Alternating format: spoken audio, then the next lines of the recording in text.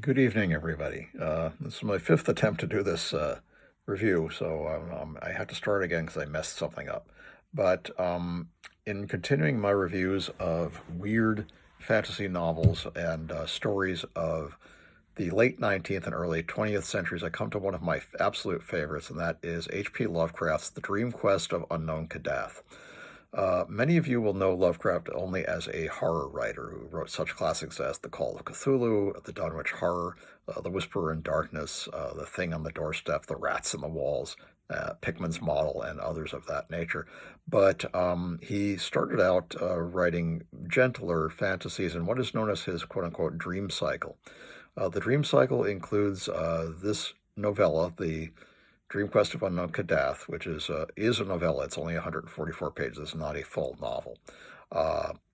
Celiphae, which is about one of the characters we meet in the Dream Quest, King Kuranes, who was a friend of the hero Randolph Carter. The Silver Key, which also is a dream quest of Randolph Carter. Through the Gates of the Silver Key, which is a continuation of that story. The Strange House High in the Mist, which is unrelated, but it's sort of interesting. And The White Ship, which is also somewhat unrelated, but does take place in the Dreamlands. And the short story, The Cats of Ulthar, which tells you why the law came to be that no man may harm a cat in the city of Ulthar, which is also in the Dreamlands. The stories were based on a fragment, and I'm going to read you that fragment. And it was titled, and I'm going to pronounce this, not say it, because Lovecraft said that if you said it, you would incur the wrath of the mindless other gods and their terrible messenger, Nyarlathotep, the Crawling Chaos. And so I'm not going to actually say the name, but I'm going to read you the story. It's Azathoth. And I'm going to read you that fragment now because this formed the basis of what became The Dream Quest of Unknown Kadath. It was supposed to be the beginning of a novel, but he never finished this version of the novel. When age fell upon the world and wonder went out of the minds of men, when gray cities reared to smoky skies tall towers grim and ugly in whose shadow none might dream of the sun or of spring's flowering meads, when learning stripped earth of her mantle of beauty and poets sang no more save of twisted phantoms seen with bleared and inward-looking eyes, when these things had come to pass and childish hopes had gone away forever, there was a man who traveled out of life on a quest into the spaces whither the world's dreams had fled. Of the name and abode of this man but little is written, for they were of the waking world only, yet it is said that both were obscure. It is enough to know that he dwelt in a city of high walls, where sterile twilight reigned, and that he toiled all day among shadows and turmoil, coming home at evening to a room whose one window opened not on fields and groves, but on a dim court where other windows stared in dull despair. From that casement one night, one might see only walls and windows, except sometimes when one leaned far out and peered aloft at the small stars that passed, and because mere walls and windows must soon drive to madness, a man who dreams and reads much, the dweller in that room used night after night to lean out and peer aloft to glimpse some fragment of things beyond the waking world and the grayness of tall cities. After years he began to call the slow-sailing stars by name, and to follow them in fancy when they glided regretfully out of sight, till at length his vision opened to many secret vistas whose existence no common eye suspects. And one night a mere gulf was bridged, and the dream-haunted skies swirled down to the lonely watcher's window to merge with the close air of his room and make him a part of their fabulous wonder. There came to that room wild streams of violet midnight, glittering with dust of gold, vortices of dust and fire swirling out of the ultimate spaces and heavy with perfumes from beyond the worlds. Opiate oceans poured there, litten by suns that the eye may never behold, and having in their whirlpools strange dolphins and sea nymphs of unrememberable deeps. Noiseless infinity eddied around the dreamer and wafted him away without even touching the body that leaned stiffly from the lonely window, and for days not counted in men's calendars the tides of far spheres bear him gently to join the dreams for which he had hoped, the dreams that men have lost.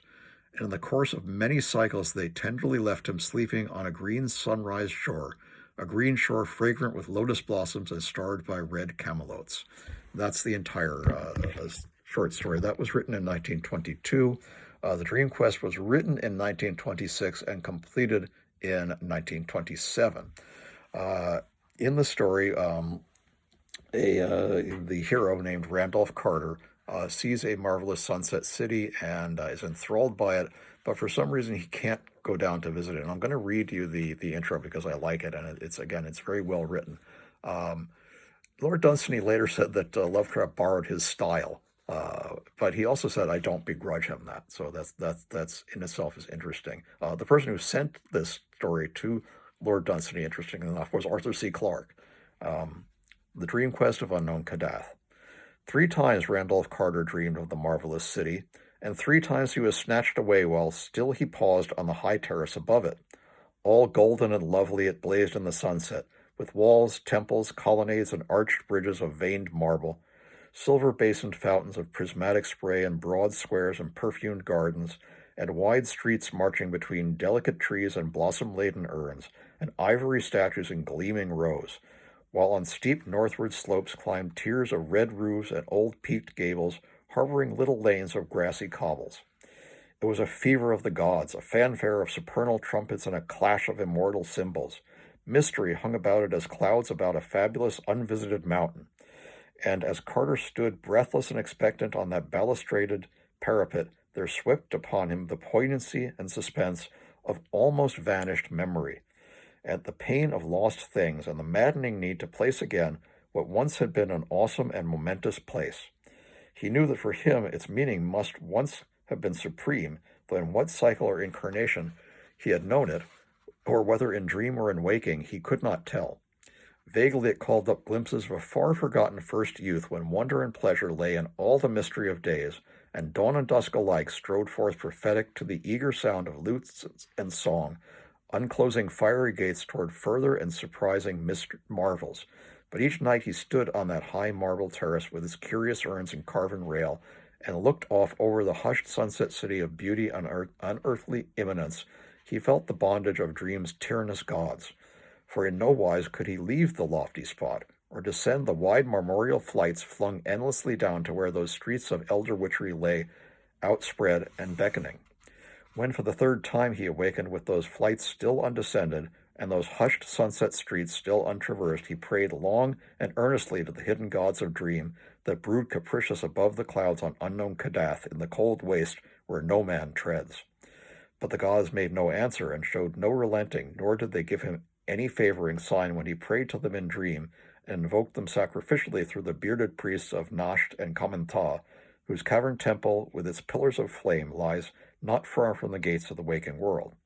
It seemed, however, that his prayers must have been adversely heard, for even after the first of them he ceased wholly to behold the marvelous city, as if his 3 glimpses from afar had been mere accidents or oversights, and against some hidden plan or wish of the gods. At length, sick with longing for those glittering sunset streets and cryptical hill lanes among ancient tiled roofs, nor able to sleep or waking to drive them from his mind, Carter resolved to go with bold memory whither no man had gone before, and dare the icy deserts through the dark where unknown Kadath, veiled in cloud and crowned with unimagined stars, holds secrets and the nocturnal onyx castle of the great ones. That's the beginning of the story, and from there Carter sets out to find the great ones, or sometimes he refers to them as the elder gods, the gods of dream, who he's going to beseech to allow him to see this sunset city and to travel its streets. He goes through a series of adventures and misadventures, and again, I'm not going to give away this entire novel because I think you should read it, but amongst things that happen to it, he visits the Zoogs, which are these strange, nuzzling sort of creatures, which are a bit threatening, but he knows them and he knows how to speak their glibbering language, and they agree to take him to as far as the city of Ulthar, which is a city where no man may harm a cat, And the Zoogs leave him there because they're afraid of cats. They have a war with the cats. And one of the Zoogs threatens a little kitten who Carter then shoos it away. And that has some positive effects for him later on. He also gives this same kitten a bowl of milk later on in his room in his hotel where he stays in Ulthar. He muses that if he wasn't on this quest, he might want to stay in Ulthar permanently. But he goes and he's trying to find out what he can about Kadath and the cold waste and how he can get there, how he can recognize the great ones and beseech them to show him the Sunset City. And he learns various things. He comes across one of the cats tells him that there's an old priest named Atal who may give him some answers, and he seeks those answers from this priest and gets him drunk on what he calls moon wine, and he talks too much and tells him that there's something that might help him. There's a image on a mountain called Oryab, and the mountain is called Nagranik, and it's in the port of Bahar, near the port of Baharna, where onyx workers carve their onyx and sell it to other parts of the Dreamlands, and that very few men have beheld it, and the few who did, one of them went mad. One of them actually fell to his death, and but there are a few kind of crude images of it. And he looks at the images, and they're not very satisfactory. He decides he's got to go there himself. He meets another merchant who is very strange looking. He's slant-eyed, and he wears a humped turban that seems to have two like horn-shaped humps on it, and his smile is too wide. And he says he can tell Carter about this the fabulous Sunset City, and so he invites him up to a room, gives him some wine, and later these people apparently are from these black galleys that are very ill thought of, and the only thing but no one's ever seen the rowers of these galleys. The only thing they load up are black slaves, and they trade in rubies, and this merchant has some wine in a cask made out of a single ruby and gives it to Carter, and suddenly he feels dizzy. He passes out. He wakes up. He's on one of these black galleys. He's been tied up, and they are taking him somewhere. And he realizes that they're bound for the edge of the world. This is a dreamland. It's not reality. So there can be an edge of the world. And they take him actually over the edge, and the ship does not. He thinks he's going to die, but the ship continues on. It actually continues on to the far side of the moon, and he's taken before these rather hideous beings. They're sort of like half humanoids, but they're horned, and they also are sort of the servants of these hideous amorphous creatures he refers to as the toad thing, or moon beasts. They're toad-like, and they have no eyes or ears or mouth. They only have a row of pink tentacles at the front of their quote-unquote head, and they wriggle the tentacles as a way of communicating, which I thought was kind of interesting. He is rescued ultimately by the cats from Ulthar, including the great-grandfather of the little kitten who he saved as the general of the army of the cats. And the cats and the moonbeams are sort of natural enemies. And they leap from the rooftops on Earth and come to the far side of the moon and rescue him. They surround him and jump back to the Earth. And they ask him, where do you want to go? And he says he wants to go to the city of Celiphae to meet his friend King Koranis, who is the one person who traveled to the center of the universe and came back without being mad. And he had witnessed the quote-unquote demon sultan Azathoth, which again I won't pronounce because Lovecraft says not to. Again, I'm not going to give you too much of the rest of the story. He meets, like I said, at a certain point, his friend. He's abducted by night gaunts, which are creatures that have no faces, and they tickle people as a sort of a torture. I thought that was kind of funny, and but they're actually rather frightening until up to a point. But they have no faces; they just have a head and horns and wings and tails, and so they're kind of devil-like. They take him to the Vale of Fnoth, which is just a huge like bone yard, and some of the bones are gigantic. And he meets there a ghoul who was once his friend, the artist Richard Upton Pickman, from Pickman's model. And he and the other ghouls help him back to enter back into enchanted wood by lifting this circle that he had seen previously that the Zoogs had told him not to open.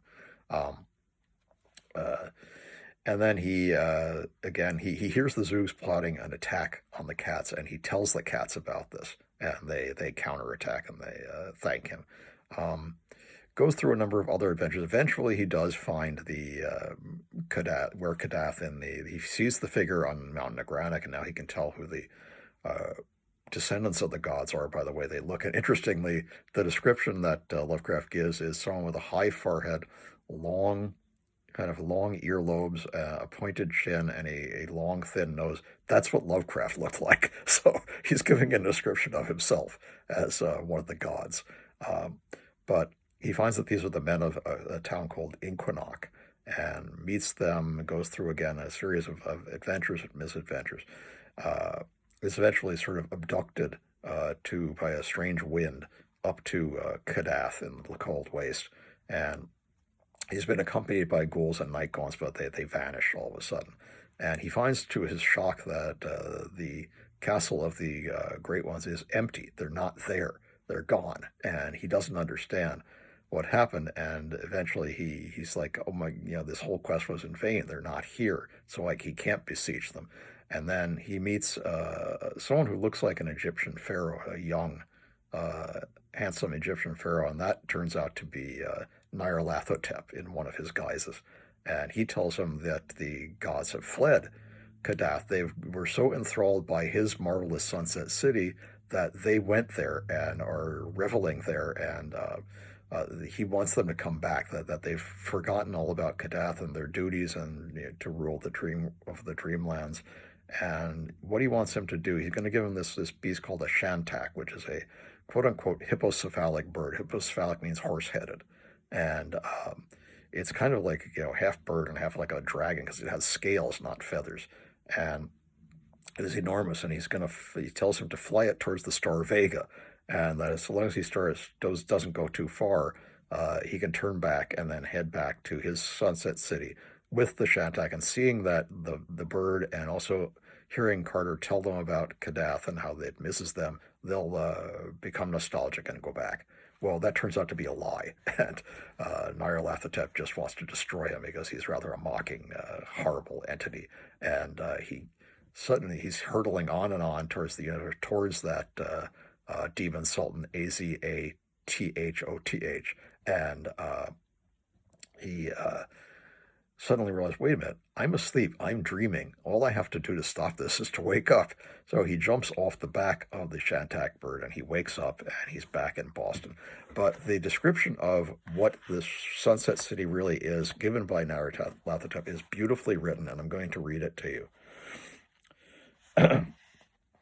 For your golden marble city of wonder is only the sum of what you have seen and loved in youth. It is the glory of Boston's hillside roofs and western windows aflame with sunset, of the flower-fragrant common, and the great dome on the hill, and the tangles of gables and chimneys in the violet valley where the many-bridged Charles flows drowsily. These things you saw, Randolph Carter, when your nurse first wheeled you out in the springtime, and they will be the last things you will ever see with the eyes of memory and of love. And there is antique Salem, with its brooding years, and spectral Marblehead scaling its rocky precipices into past centuries, and the glory of Salem's towers and spires seen afar from Marblehead's pastures across the harbor against the setting sun. There is Providence, quaint and lordly on its 7 hills, over the blue harbor with its terraces of green leading up to steeples and citadels of living antiquity, and Newport climbing wraith-like from its dreaming breakwater. Arkham is there with its moss-grown gambrel roofs and rocky rolling meadows behind it, and antediluvian Kingsport hoary with stacked chimneys and deserted quays and overhanging gables, and with the marvel of high cliffs and milky misted ocean with trolling buoys beyond. Cool vales in Concord, cobbled lanes in Portsmouth, twilight bends of rustic New Hampshire roads where giant elms half hide whitewashed farmhouse walls, and creaking well sweeps, Gloucester's salt wharves and Truro windy willows, vistas of distant steepled towns and hills and hills beyond hills along the north shore, hushed stony slopes and low ivied cottages in the lee of huge boulders in Rhode Island's back country, scent of the sea and fragrance of the fields, spell of the dark woods and the joy of the orchards and gardens at dawn. These, Randolph Carter, are your city, for they are yourself. New England bore you, and into your soul poured a liquid loveliness which cannot die. This loveliness, molded, crystallized, and polished by years of memory and dreaming, is your terraced wonder of elusive sunsets, and to find that marble parapet with its curious urns and carven rail, and descend at last the endless balustraded steps to the city of broad squares and prismatic fountains, you need only turn back to the thoughts and visions of your wistful boyhood. So there's the secret of the dream quest of unknown Kadath. His vision of this marvelous sunset city was not something fantastic that was withheld from him by the elder gods. It's his own memories. And at last he wakes up, and again, I'm going to read to the last paragraph because again, I think it's just beautifully written, and unlike anything else in Lovecraft. I'm sorry if this is a spoiler, but Randolph Carter leaped shoutingly awake in his Boston room. Birds sang in hidden gardens, and the perfume of trellised vines came wistfully from arbors his grandfather had reared. Beauty and light glowed from the classic mantel and carven cornice and walls grotesquely figured, while a sleek black cat rose yawning from hearthside sleep that his master's start and shriek had disturbed. And vast infinities away, past the gate of deeper slumber, and the enchanted wood, and the garden lands, and the Seranian sea, and the twilight reaches of Inquanac, the crawling chaos Nyarlathotep strode brooding into the onyx castle atop unknown Kadath in the cold waste, and taunted insolently the mild gods of earth, whom he had snatched abruptly from their scented revels in the marvelous Sunset City. Isn't that fantastic? It's just really a terrific novel, and I suggest that you read it. I'm going to show you the original cover art from the Ballantine Adult Fantasy series, which is drawn by the magnificent Spanish artist Gervasio Gallardo. Gallardo drew all of the cover, or most of the covers, I should say, of this series. A couple of them were actually drawn by none other than Frank Frazetta, but Gallardo did the majority of them. Here's the cover. You can see that it's a wraparound, that it features images of zoogs and of cats and of a zebra, and there's the marvelous Sunset City in the background there, the 700 steps to the Realm of Deeper Slumber, which emerge in the Enchanted Wood, and some other details. There is no image of Randolph Carter himself because Randolph Carter is not described in the book. I had a copy of that version at one point, and it was almost in mint condition, but unfortunately I lost it in a move. I have a reading copy, which has the cover by Michael Whalen, which is also good, but unfortunately it's done as a horror cover, and this is not a horror novel. And I'll show that to you here, and that's this one. Again, it's interesting. I love Michael Whalen's work. If I ever actually get one of my books published, I would love to have a Michael Whalen cover, but it's not appropriate because this is not a horror novel. It is a fantasy, and one of the best weird fantasies ever written, as you can see in the quote from August Derleth on the cover. I hope you read it and enjoy the trip down the 700 steps to the Realm of Deeper Slumber, and that you emerge in the Enchanted Woods. Just beware of the zoogs, and particularly gugs and ghasts.